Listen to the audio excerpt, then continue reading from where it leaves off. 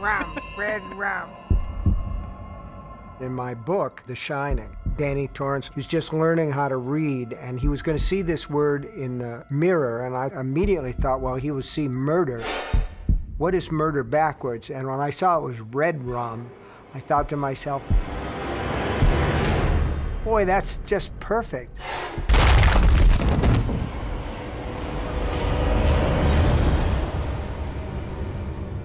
The first time I saw that word on that blackboard cracked into it on set was magical. I felt that way when I read that chapter of Dr. Sleep. It was one of the most satisfying and exciting parts of reading Dr. Sleep for me, and I felt that way on set too. And the minute we came around the corner and saw that, it was awesome.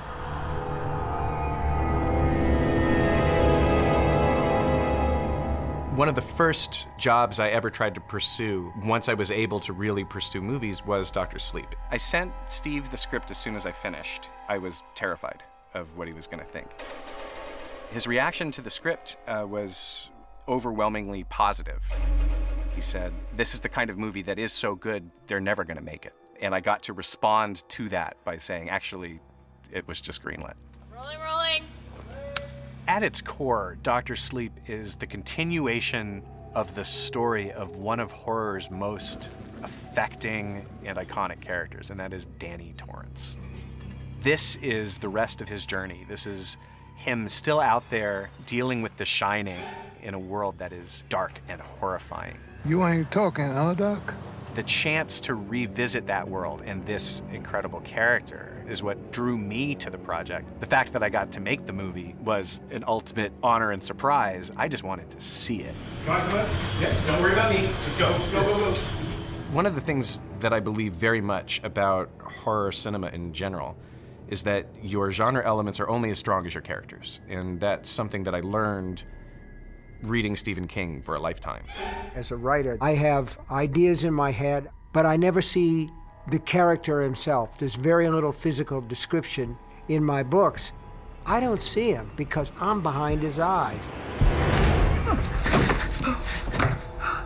But when you're in the movie, you stop thinking, this is Ewan McGregor playing Danny Torrance. You think to yourself, it's Dan Torrance. He's the character that I wrote. I'd played Dan Torrance, which is about the horror of what happened with his father and losing his father at the age of 5. I'm thinking about my dad.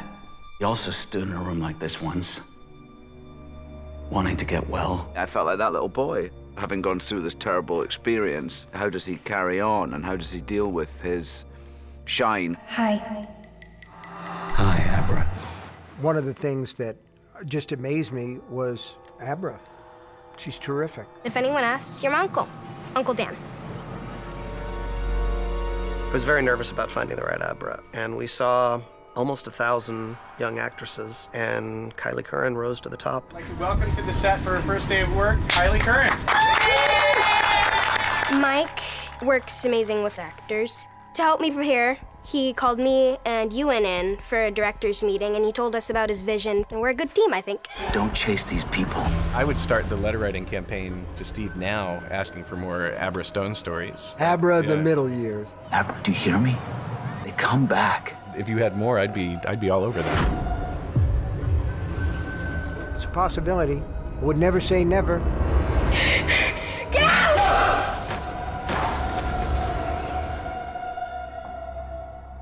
Rebecca, as Rose the Hat, is just amazing. She's so beautiful and so evil. Well, hi there.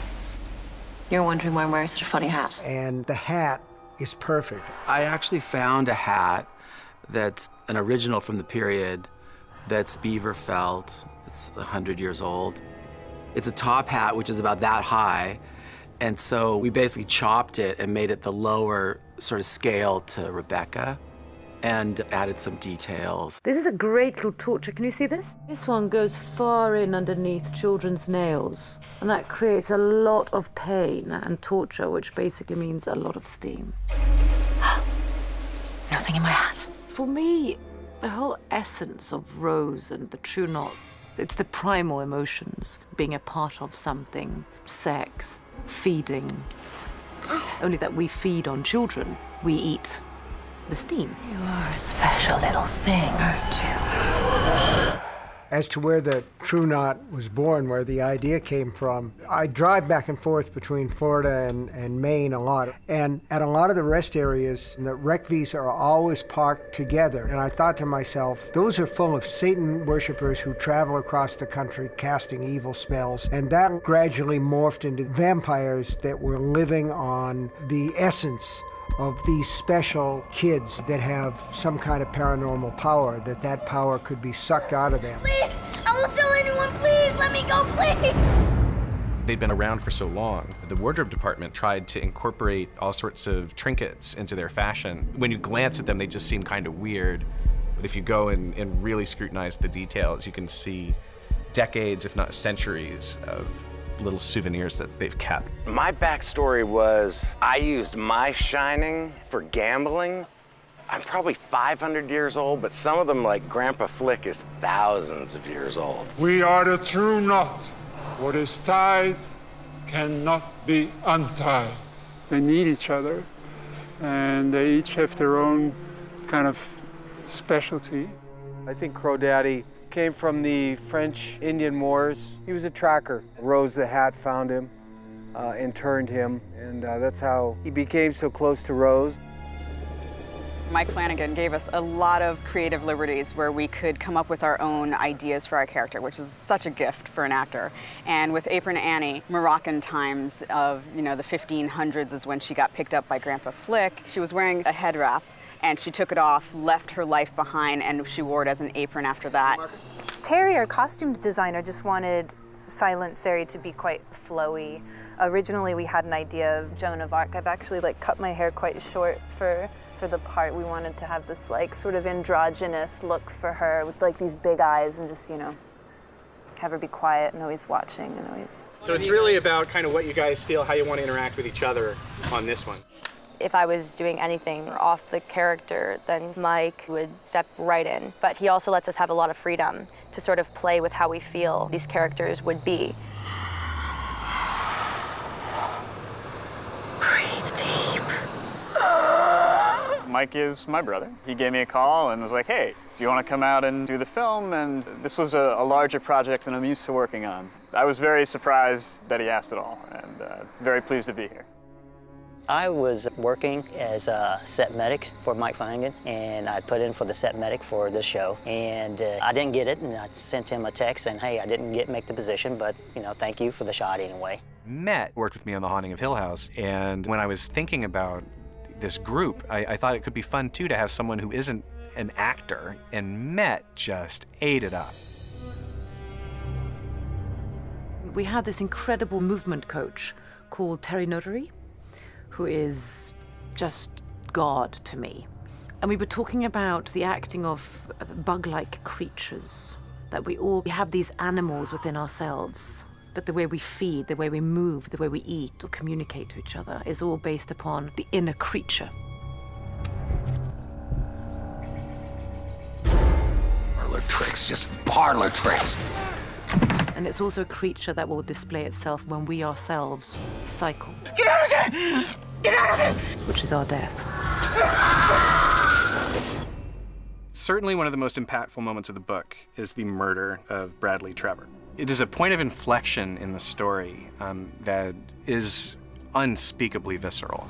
Hey, 19. It's okay. We're friends. The murder of a child was one of the hardest things I've had to read. Certainly one of the hardest things we've had to film. Mike and I had worked with Jacob Tremblay before in a movie called Before I Wake, and with respect to Bradley Trevor, we needed someone who was going to make an impression, and there aren't many actors that age or any age who can do what Jacob Tremblay did in this movie. I had wanted it to be a surprise when we saw, who might be the most recognizable young actor in the business show up in the film, only to then brutally kill him on screen. Jacob had been practicing on his own to do this scene, and when he finally did his first take, we at the monitor our jaws hit the floor, we couldn't look at it. The actors playing the True Knot, who had been full of swagger before the camera rolled, was like, yeah, we're gonna go kill this kid. We're the monsters. We're literally so shaken that they had to step away from the set. I'm watching this scene, and I just feel tears. Are you gonna hurt me? We were shaking, and Mike comes over. He's like, "Great, can't use any of your expressions because you guys are supposed to be enjoying this." And Jacob dusted himself off, high-fived his dad, and went to Crafty because he was having a blast doing this. I thought this was rated G. We were very lucky to have Bob Kurtzman rejoin us to do the special effects makeup. There's a scene where Rose's hand is smashed into the file cabinet drawer. Oh! It's hard to look at, but you know, it was Bob Kurtzman who designed it, who also did the degloving for us in Gerald's game, so it's old hat to us now how to mangle hands. We're getting really good at it. We did an initial sculpt version and then tested it on Marcy's hand, and then Mike gave notes he wanted less. Yeah. So we ended up resculpting it, and then Rebecca really knows how to sell it, which helps us as well. She knows how to bend the finger and make it look dangly. Mike Flanagan gets his famous destroyed hand sequence. It's an honor to have your hand savaged in a Mike Flanagan film. Michael Fimignari, who has been the DP for nearly all of the movies Mike and I have done, is an essential element to us. Michael and I approached this knowing that we were not only going to be paying homage and reverence to the aesthetics that Stanley Kubrick had established, but that we were also building our own new world, that we were building 3 of them, actually, that we were responsible for creating a beautiful aesthetic for Dan's world and for Abra's world and for Rose's world. And that was some of the most intense fun that we had on this. Wow, wow, wow. Hi there. We're doing the finale of the movie, and this is the showdown between Rose and Danny in the Colorado Lounge. And this sequence where he has an axe, he's holding her off, he swings the axe at her, which he deflects, it hits her in the shoulder, she rips it out, winds up hooking him in the leg, and then uses the axe like a pitchfork to throw him down the stairs. Our stunt double, Stephen Atkinson, is gonna get flung down the stairs by Rebecca. Ready? 3, 2, 1, go!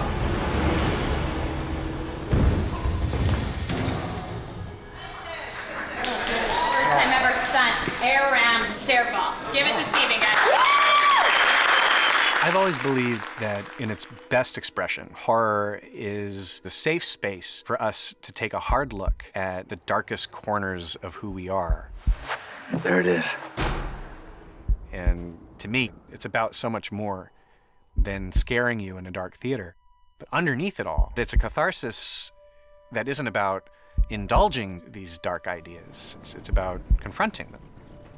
I think what makes it important is that we can also say, this is why it's important to stand up in the world when you see an injustice. This is why it's important to shine. When I first met you, I told you that you should keep your shine out of sight. But I was wrong. There can be no horror if there isn't caring and love. That's very important, and I think a lot of filmmakers miss that, and Mike doesn't. Mike understands. Shine on, Abra Stone. You shine on.